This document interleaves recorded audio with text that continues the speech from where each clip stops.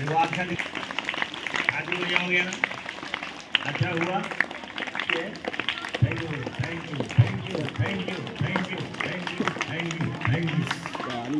जितना ज़्यादा आप अच्छे रहेंगे और जिस भी चीज़ के लिए आप ज़्यादा ग्रेटिट्यूड एक्सप्रेस करेंगे वो चीज़ आपके पास ज़्यादा है। जोरदार ताली नहीं बजा रहे हो, ऐसे खड़े हैं, खाना खाने के यहाँ किया।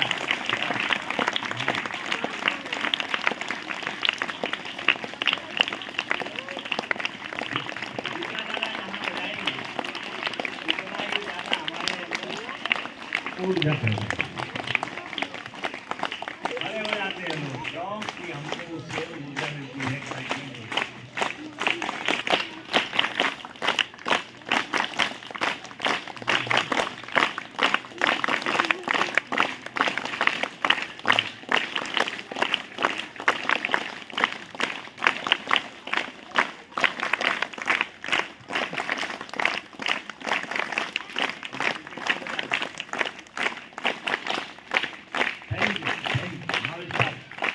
पढ़ना है ना, है?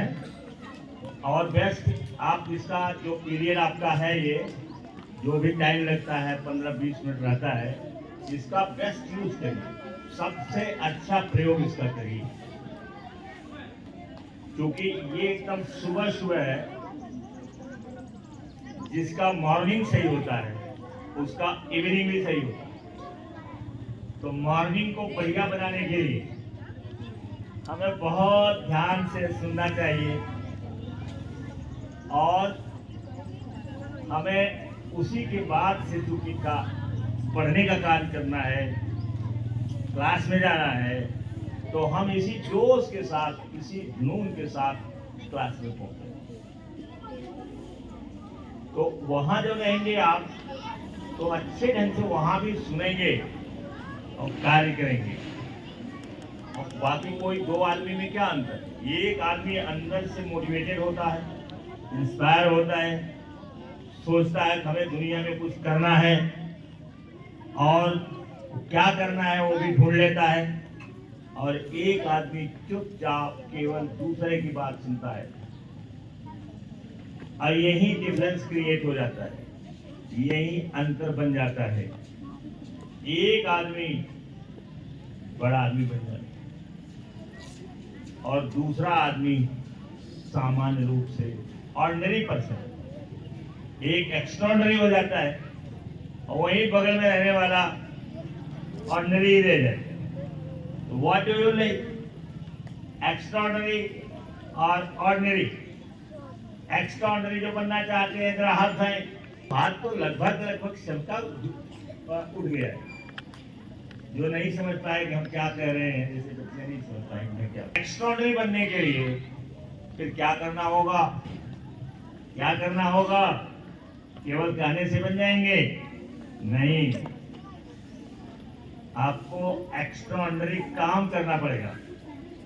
जो काम दुनिया में और लोग नहीं करते हैं या करना नहीं चाहते हैं या उनकी इच्छा नहीं रहती है, आपको वह काम करना पड़ेगा जो आम लोग नहीं काम करते।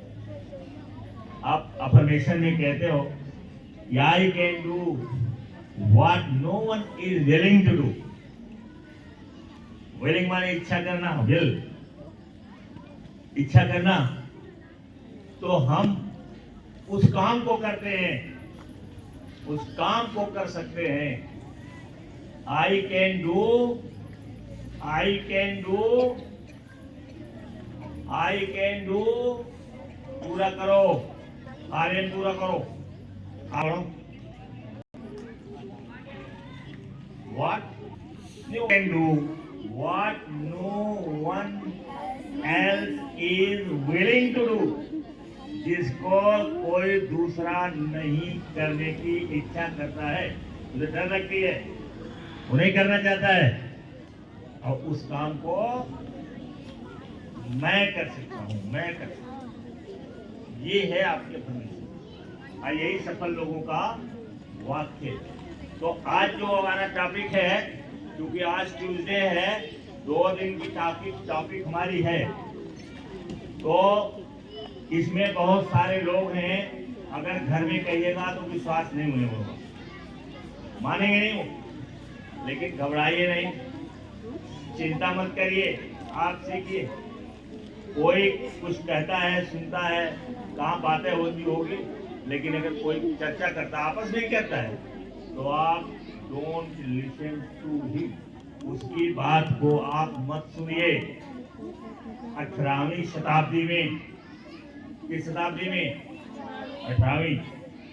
18वीं शताब्दी में एक रोग उत्पन्न हुआ, एक रोग पैदा हुआ इंग्लैंड में, आज जो यूके कहा जाता है। उस रोग में जब एक माँ बच्चा का जन्म देती थी, तो 48 घंटे के बाद, 48 घंटे के अंदर माँ मर जाती। क्या मैंने बताया?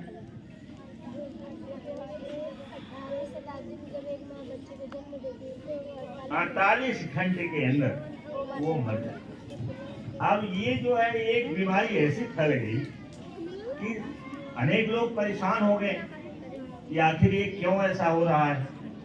उसमें ज्यादातर जो डॉक्टर थे पेशे से, वो ज्यादा चिंता में पड़ गए कि आखिर है क्या। तो उस पर अब शोध करना शुरू कर दिए। उनको कुछ मिलता नहीं था, कोई क्लू नहीं मिलता था कि आखिर ऐसा होता क्यों। तो एक डॉक्टर वो प्रयोग करने लगा, ध्यान से सुन रहे हैं, उधर बच्चे जरा उनको। तो ये डॉक्टर एक पूरी ताकत लगा दिया अपनी, माने मानसिक शक्ति लगा दिया, पूरा उसी पर समर्पित हो गया कि ये कैसे बंद हो। तो वो सुबह जाता है और बच्चे को वो स्पर्श करता है। स्पर्श करने के बाद हाथ को बढ़िया से धोता है। फिर वो दोपहर को जाता है, क्योंकि हाथ धो चुका है, इसलिए बच्चे को फिर स्पर्श करता है। और उसी हाथ धुलने से उसकी मां नहीं मरती है। अब इसके समझ में आया कि कोई बात जरूर, और उसने कहा कि अगर हाथ धो करके जाइए, साफ सफाई के साथ जाइए, तो यह बीमारी रुक जाएगी। उसने बताया है कि 35 साल लग गए लोगों को विश्वास करने में। कितने साल? 35 साल लग गए लोगों को विश्वास करने में कि हाँ ऐसा भी संभव है। कितने साल लगे? तो कोई भी नई चीज जब बताई जाती है तो उसको विश्वास करने में समय लगता है, टाइम लगता है। जैसे कोई पहले से धारणा बनी हुई है, पहले से दिमाग में माइंडसेट बना हुआ है, और उस माइंडसेट में क्या है? गरीबी भगवान की देन है। गरीबी हमारी तकदीर, पूर्व जन्म में हम कुछ बिगाड़े थे तब गरीब पैदा हुए। ऐसी तमाम धारणाएं पहले से व्याप्त यहाँ है, सदियों पुरानी। अब उसको तोड़ना और उसकी जगह पर दूसरा देना जो केवल ब्रेन से संबंधित है। क्या जल्दी विश्वास कर लेंगे लोग? क्या आपकी बात को मान जाएंगे? वो मानेंगे? या आपकी घर में लोग मान जाएंगे? नहीं मानेंगे लोग। तो आप घबराइए नहीं, टाइम नहीं। तो जो आप पढ़ाते हैं उसको नोट करिए, और इतने अच्छे ढंग से नोट करिए कि जब आप 50 साल के हो जाइएगा तो भी ये डायरी आपके पास है। और आप देखिएगा कि क्या बताया गया था आज के 50 साल पहले हमारे सर जी ने क्या बताया। ये देखिए, और इसको देखने के लिए अपनी डायरी को बढ़िया बनाइए। आज डेट कितनी है? आज डे कौन सा है?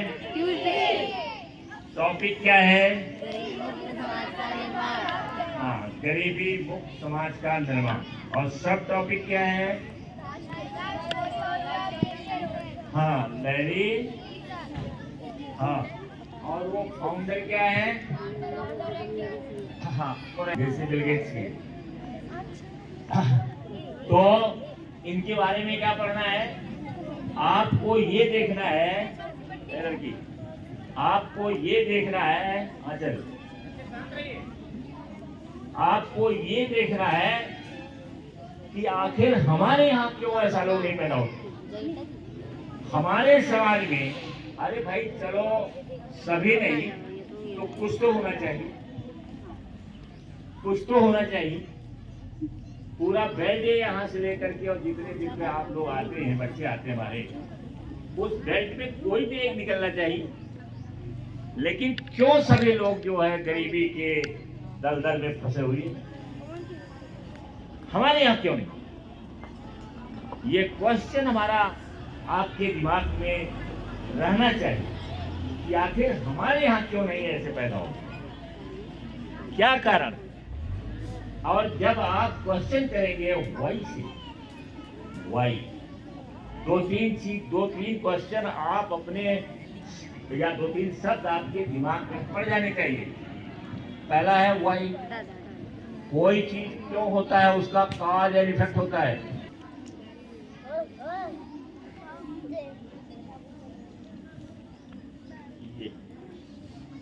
वाई, और कोई चीज हम वाई से स्टार्ट करें, स्टार्ट विद वाई। ये क्यों होता है, कैसे होता है, क्या है ये, फिर वहीं से फिर क्यों से क्यों क्यों हमारा ध्यान इस पर जाता है, क्यों हम नहीं करते हैं। तो ये जो वाई शब्द है, ये हमारे पास हमेशा रहना चाहिए। क्या बताया मैंने? हाँ, वाई शब्द, क्योंकि इस दुनिया में कोई चीज घटित होता है तो किसी कारण से होता है, बिना कारण के कोई चीज होता नहीं। जैसे बताया मैंने कि उस डॉक्टर ने क्या खोला कि अगर हाथ को हम साफ करें बच्चे को छूने के बाद और साफ हाथ से उसके पास जाएं तो यह बीमारी नहीं। और चेचक का टीका जिसने बनाया है, क्या आप जानते हैं, नाम जानते हैं? एडगर। उसने चेचक का टीका बनाया। अब वो डॉक्टर था, उसकी डिस्पेंसरी पर ऐसी महिलाएं आती थी कि जिनको कभी चेचक होता ही नहीं था, अनेक लोगों को हो जाता था, उन महिलाओं को नहीं होता था जो गाय का दूध निकालती थी। अब वो इस पर उसका गौर दिमाग गया, फिर क्या बात है कि ये जो महिलाएं आती हैं जो गाय का दूध निकालती हैं, इनको चेचक नहीं। तो एक महिला गई उसके पास और चेचक फैला हुआ था। जब महिला से वो डॉक्टर पूछते हैं, कहते हैं कि आप बताओ आपको चेचक हो जाएगा? उसने कहा नो नो नो नो, मुझे चेचक नहीं होगा। तो डॉक्टर ने पूछा क्यों? तो उसने कहा क्योंकि मैं रोजाना गाय का दूध दूहती। तो उन्होंने कहा क्या गाय का दूध दूहने से चेचक नहीं होगी? उस महिला ने कहा हाँ, चेचक नहीं होगी। और इसके बाद उन्होंने अब शोध करना शुरू किया। अब शोध करने लगे हो तो जितने वहां क्षेत्र में महिलाएं थी या पुरुष थे जो दूध निकालते थे, उनको वाकई चेचक नहीं था, और जो नहीं करते थे इस काम को उसको चेचक हो जाता था। तो इसका मतलब है कोई चीज है उसमें, कोई चीज है उस दूध में कि जो उनको चेचक से बचा। इसके बाद शोध करते करते वो कहानी पढ़ लेना जो चेचक का टीके का आविष्कार किए। तो पढ़ लेना, क्योंकि आज का टॉपिक कुछ और है। तो वो जब शोध करने लगे, तो शोध करते करते जब निष्कर्ष पर पहुंचे, तो उन्होंने वो काम किया जो भारतवर्ष में नहीं होगा। उन्होंने गाय के पेट को ऑपरेट कर देते थे, और जो उसमें छोटा सा बच्चा रहता था, उस बच्चे पर शोध किए, और उस बच्चे से उन्होंने वैक्सीन बनाया। वैक्सीन बना करके पूरे दुनिया में फैला दिया। आज भारतवर्ष में भी कम से कम स्मॉल पॉक्स गायब, कुछ है, खतरा खतौनी है। तो उसके लिए डॉक्टर इंजेक्शन लगते हैं, सरकारी अस्पतालों में लगते हैं, प्राइवेट भी लगाते हैं लोग। तो देखो, जिन लोगों ने ये किया है ना, उन्होंने बहुत त्याग किया।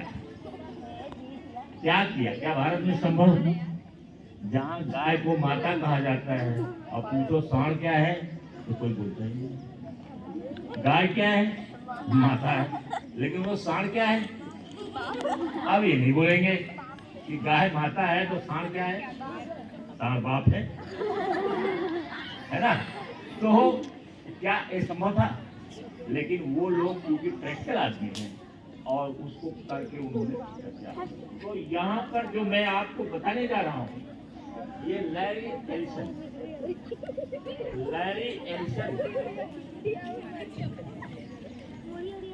तो बता भी देते हैं। लैरी एलिसन पैदा हुए थे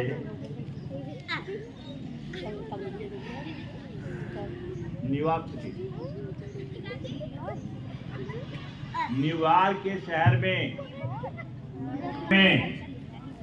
दांत नहीं बाहर निकालो, गंभीर बोलते रहते हैं कि आप सहयोग करिए, लेकिन अभी लाइक लोग करते हैं, टिप्पणी कर देते हैं, लेकिन कोई ये नहीं कहता हम आपके सहयोग के लिए तैयार। ये तो देखो, ये देखो पैदा कब हुए थे? 1944 में। डेट ऑफ बर्थ लिख लो, 17 अगस्त 17 अगस्त 1944 में। 44 में नोट कर लिया? नहीं नोट किए, चुपचाप सुन रहे हैं। देखा तो हम लोगों ने नहीं है कि हाथ में वो लोहे का गोला लेके सोते थे कि नींद जब गहरी आ जाए, तो गोला जब गिरे जमीन पर, तो टन की आवाज आएगी और एडिसन जाग जाएगी। तो जो आदमी रात दिन मेहनत करता है, वो 84 साल तक जिंदा है, और जो मेहनत नहीं करता है, उसका पेट भारी हो जाता है, माने बाहर निकल जाता है, मोटापा चढ़ जाता है, और 60-65 तक जाते जाते 9-2-11 हो जाता है इस धरती को छोड़ करके। सारे आनंद को यही छोड़ देता है। तो ये पैदा हुए थे 1944 में, 17 अगस्त को। और इनकी माँ है, वो बिना विवाह के ही ये पैदा हुए, जैसे अनवेड मदर से पैदा, माने माँ जिसकी शादी नहीं हुई। ये अमेरिका वगैरह का उधर चलता रहता है। और इनको 9 महीने पर निमोनिया ने पकड़ लिया। क्या पकड़ लिया? निमोनिया। अब उनके पास संसाधन नहीं था, जैसे विवाह भी नहीं हुआ था, हस्बैंड कुछ कमाएगा, और इसके जो पिताजी थे पियक्कर थे, उनसे कोई मतलब ही नहीं रहता था कि लड़का हमारा कैसा है क्या नहीं है, कुछ नहीं पता मतलब रहता। तो उनके पास पैसे नहीं थे, तो उन्होंने अपने आंटी को, उसी अपने परिवार में ही आंटी को इन्होंने गोद दे दिया, कहा गोद ले लो। तो उसकी आंटी को तो पैसे नहीं रहे होंगे बच्चे, उसने इनको गोद ले लिया। इसको हाँ, इनको लैरी को गोद ले लिया। और गोद लेने के बाद बताया है कि 48 साल के पहले इन्होंने अपनी माँ को, जो बायोलॉजिकल मदर है, जिसने पैदा किया था इनको, 48 साल की अवस्था में उनसे भेंट हुई। जैसे अब किसी कोने में हो रहे होंगे, किसी कोने में रहते रहे होंगे, 48 साल की अवस्था में जा करके इनसे इनकी जो बायोलॉजिकल मदर है उससे भेजते। बाकी ये अपने उस मदर के साथ थे जिसने गोद लिया था, जिसको कहेंगे एडॉप्टिव मदर। मदर एक बायोलॉजिकल मदर और एक एडॉप्टिव। जैसे स्टीव जॉब्स जो हैं वो भी इनकी बायोलॉजिकल मदर ने इनको रख दिया था गोद लेने के लिए, और जो जॉब्स फैमिली है ये उनकी एडॉप्टिव पेरेंट्स हैं जिन्होंने इनको गोद लिया। तो ऐसे क्योंकि वहाँ व्यवस्था है, वहाँ पर रखा जाता है, सब बच्चों को डाल दिया जाता है, रख दिया जाता है, हम अपने बच्चों को गोद देंगे। फिर उस पर शर्त लिख दिया जाता है, माँ क्या चाहती है, किस शर्त पर हमारे बच्चे को किसे गोद दिया जाएगा, ये सब उसमें शर्त है। जैसे स्टीव जॉब्स की माँ ने जब वहाँ दिया था इनको एडॉप्शन के लिए, तो उसने शर्त लगाया था कि जो हमारे बच्चों को गोद लेगा वो कम से कम पोस्ट ग्रेजुएट होगा, माने MA MSc होगा, धनी होगा, जो हमारे बच्चे का पालन पोषण और अच्छे स्कूल में पढ़ाएगा। तो इस तरह से शर्तें रहती हैं। अमेरिका इसलिए नहीं अमेरिका है, अमेरिका के सिस्टम बहुत अच्छे हैं, उनका सिस्टम बहुत बढ़िया रहता है ना। तुम्हारे यहाँ है ऐसा है? कब होगा ये? हो सकता है संभव, लेकिन बहुत ज्यादा मेहनत लगेगी तब जाके कहीं हो सकता है। तो इस तरीके से ये हुए। अब ये इस समय 80 साल के हैं, इस समय इनकी अवस्था 80 साल 24। और इनको हम क्यों आपको बताते हैं, क्योंकि टाइम ज़्यादा है, कल टर्न नहीं है, बाद में टर्न होगा, क्योंकि ये परेशान रहते, पैसे की कमी रहती। स्कूल में इनकी 2 यूनिवर्सिटी में डिग्री नहीं पूरी हुई, 2 यूनिवर्सिटी में इनका नाम लिखा गया और दोनों यूनिवर्सिटी में नो डिग्री, कोई डिग्री, क्योंकि पैसे खर्चा।